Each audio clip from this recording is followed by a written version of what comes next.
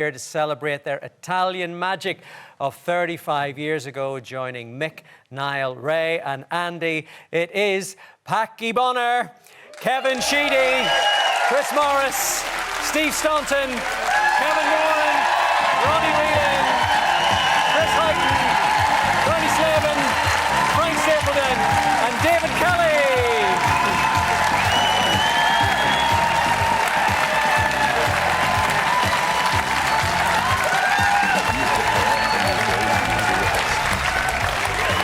Good to see you.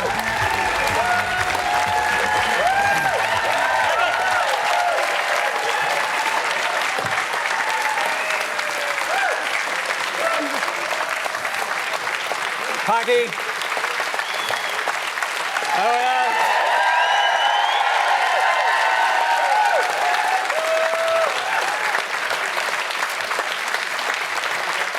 Guys, that's what it means to us, Paddy. Let's get down to the sharp end here. Let's talk penalties. Oh, my word. You know all about them. You were the goalkeeper one time, too. Well, I was a goalkeeper, but to be honest with you, my penalty technique was like this. So, you know, yours, of course, is one of the greatest Irish sporting moments, one of the greatest saves of that World Cup. What are your memories of that night in Genoa? Well, I remember a few things because I think just before the penalty shootout, I remember up in the circle and I went to Kevin Sheedy, who's here with us, and I said to Kevin, I says, are you taking the penalty? And he says, yes. And he says, I'm going to hit it straight down the middle. And if you look back at the penalty, that's exactly what Kevin did. And you also remember the referee, he kept getting everybody to pull their socks up. So those things are really stuck in my mind. Everybody had to have their socks up before they went down. But from my perspective then, having to go down, stand at the side of the pitch, watching these brave guys come down to hit the penalty, it was incredible. And they set it up, obviously, for me at the end. I went the right way for a few, for most of them. And then the moment came. The moment came. Here we are. Let's have a look at this, Paddy. Timote against Bonner. Yeah.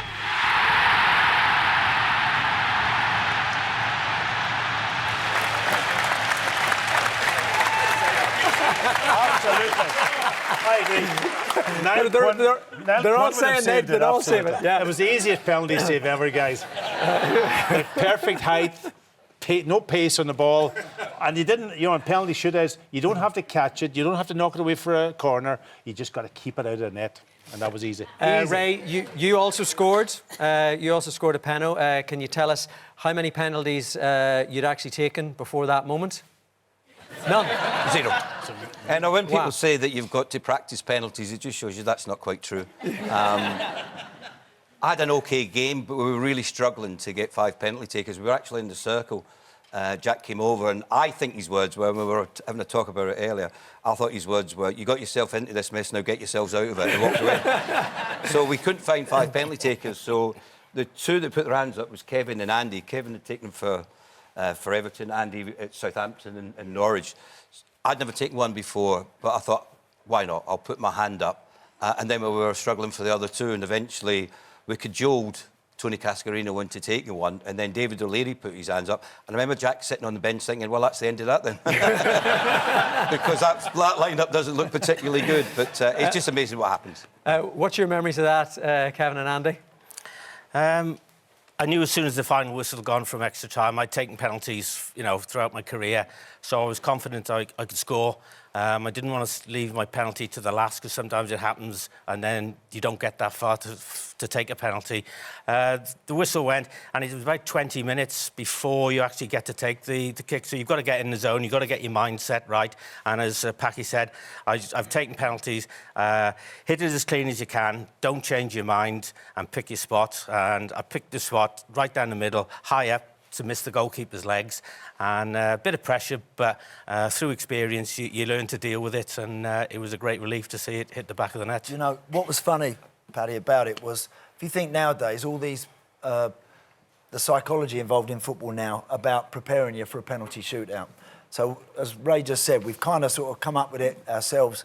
And whilst all this is going on, Jack's walking around, and he come up to me and he said, Andy, what are you going to do with it? And I said, I'm going to place it don't bloody place it. He said, thump the thing. And now you're not supposed to make anyone change their mind, or that's the worst thing that can happen. Here's Jack telling me, don't do what I want to do something else, So thankfully I ignored him and just done what I was going to do. But that's, again, that just goes to show back in the day, did we really practice some, like the boys just said? Quinny used to go in goal. When he went into goals, he would take my gloves and he would go into goals, and the boys were practising against him. For a fiver. And that's what... for a fiver. And you never paid me, lads. Exactly. well, I don't know whether David Leary was practising or not. Dave can't be here, but he definitely is in this moment. This is the moment where a nation held its breath and he got the job done. The nation holds its breath. Yes, we're there!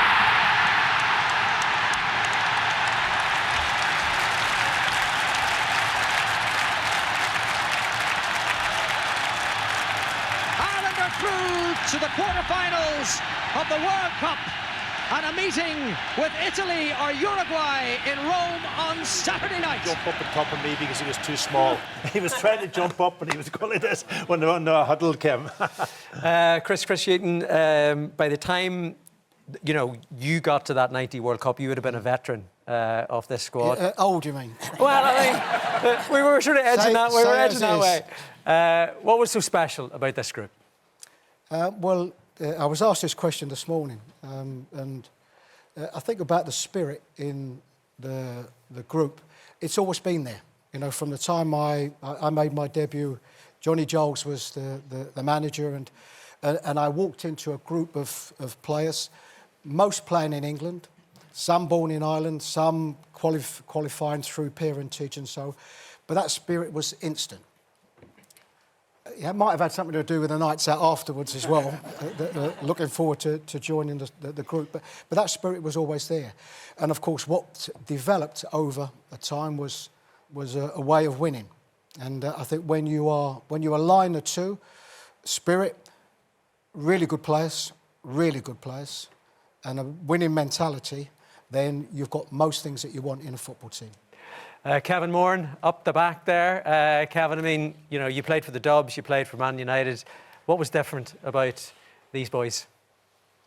I think what Chris touched upon was the camaraderie. The camaraderie was unbelievable. And, we pulled together so much. We were given so much freedom, which you would never get today. I think that was one of the main reasons. The guys used to play their game on a Saturday. They'd be on the first flight over for Saturday night to make sure that we had a good night Saturday night. But they take it easy enough, because Sunday was the big night. The whole idea of even thinking about that is just bizarre. And yet we'd go out on a Wednesday and perform as if we were the best thorough professionals you'd ever come across. I mean, we were talking about, relaxing and the game with the penny and all that sort of stuff. But tell us about the Guinness. Tell us about the Guinness before the quarter-final, Ray. Well, what happened was Guinness had flown in barrels into a courtyard. And I was in the courtyard and Jack said, "What do you think of my bar?" And I said, "It looks really nice." I said, "Lovely." He said, "Would you fancy a pint?" I said, Don't say if you don't mean it." But I said, "We've not had a drink." I said, "And the lads would love to have a couple of pints." And he said, "Well, tell them they can have 2 pints, or you can have 4 halves, 2 pints, 4 halves." So the nearest room to the courtyard was Ronnie Whelan's. So I'm shouting up at the window, "Ronnie, Ronnie!" And Ronnie opened the window. And I said, "Ronnie, Jack said we can have a couple of pints." I won't say exactly what he said because the language was a little bit off. We went along the lines, "Shut up, Ray." He doesn't shut the window. "Ronnie, Ronnie!" Opens the window. I said, "I'm not joking." Well, all you could hear was all the lads come steaming down the stairs. We're all out in this courtyard. We had probably a little bit more than 2 pints or 4 halves, but we had the best laugh. But what came from that, Paddy, was the simple thing, was that Jack understood that we were nervous, that we were edgy before this quarter-finals, and he found a way to get us together just to make us feel a little bit calm and get us ready and prepared for the upcoming game against Italy. I mean, Ronnie, he didn't mind a pint, but I believe, in his words, wives were trouble. Is that right? It seems to be. Yeah, they are, aren't they? No, we didn't like all the wives there, especially at the start of the... He felt they were sort of interfering. You're digging, by the I way. know I am. You're not getting out of this. Not- You're not. we all wanted the wives there, but Jack wouldn't let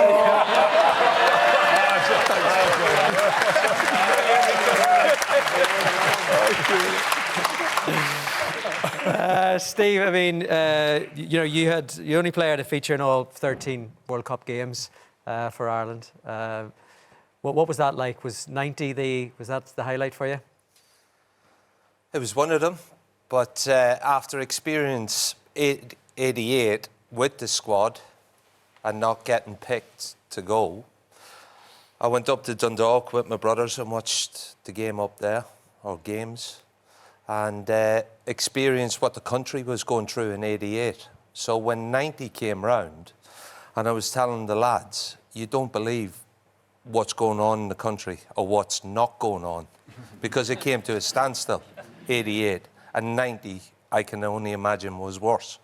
First World Cup, I mean, look, it was a great time to be part of this great squad, and I was very fortunate to be, involved in it. So many happy times and memories.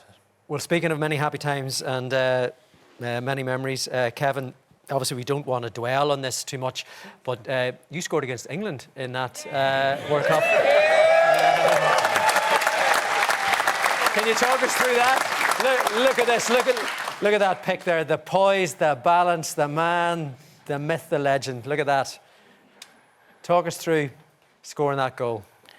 Well, people have asked me over the years, what's the best goal you've ever scored? And I say the goal against England in the World Cup, not because it was my best goal, it's the most lucrative goal I've ever scored. Wherever I go in the world, I go into an Irish bar, I get a free pint of Guinness. Very good. You have to tell us. You got to tell us about Doc O'Driscoll and the tablets, and if you had taken them, you mightn't have been playing anywhere. I might have dropped you in this one, Sheeds. Okay, they were asking me, do you remember he gave you tablets and said, have you taken them tablets? And you went, no. He went, thank God they're banned. Do you remember that? Do you remember that? That sounds about right. That's right. Yeah, I should have tipped you off for that one, sorry. Yeah, true story. Niall, we're not only missing Jack tonight. I know you guys are all feeling it. Alan McLoughlin sadly left us too soon. What are your memories of Alan? Well, I first came across Alan trying to get into the squad for 90, playing for Ireland B against England B down in Cork. And I think many of us who played that day who went on the trip kind of earned our ticket, because we gave England a good hiding that day, and Alan McLoughlin played really well. But he wasn't really involved with the senior squad. And then we made our way out. It looked as if Gary Waddock was in the squad. He had his blazer, his flannels. We all sort of did our photo shoot before we went up to the airport to head off to the World Cup. The Taoiseach said goodbye to us. Gary Waddock played the two friendlies, and we all thought that's it. We're getting to Rome to play the game. And I'll never forget being at where we pick our bags up at the airport, and Jack called Gary Waddock to one side, and this will tell you how ruthless Jack was. Gary's wife was actually on the way over to fly and be at the tournament. And we thought something had happened at home, because Gary was really cross. He stormed off. And we said, what's wrong there? And we went outside, and Alan was outside, and he went, hi, I'm Alan, because he'd never met some of the senior players. Wow. And I knew him, and I sat with him. And I think it was difficult for him, because he felt one of the lads, that we were feeling pain for him, and he was the culprit. But very quickly, he came into the squad. He came on as sub, I think, in the second game, and made his mark, and would make his mark in time, of course, the biggest one of all, in November '93, to get us to the World Cup in '94. He became an integral part of it. But that's what this group was always like. You were brought in, and you were made feel special. And we've brilliant memories of him. And of course, yes, he's taken weight. And the saddest thing about this event is that he's not here. This group, everyone will speak about its camaraderie, but he's just an exceptional guy, Patrick, and he did his job for Ireland better, as good as anyone was ever asked to.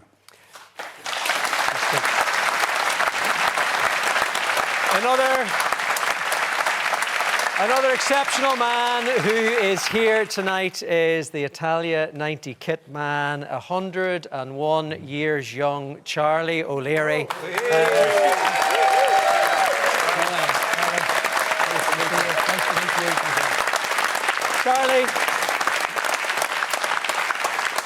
What are your memories of Jack?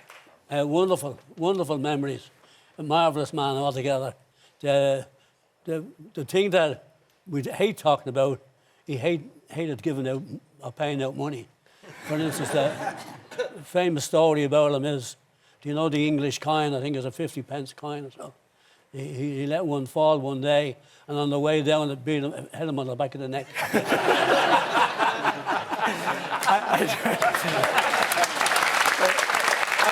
I also know, Charlie.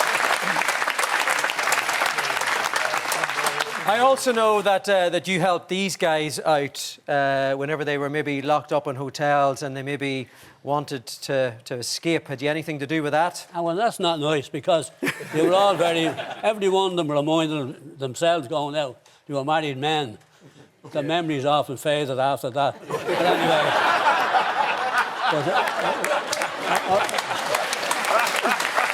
Charlie, thank you very much. Charlie.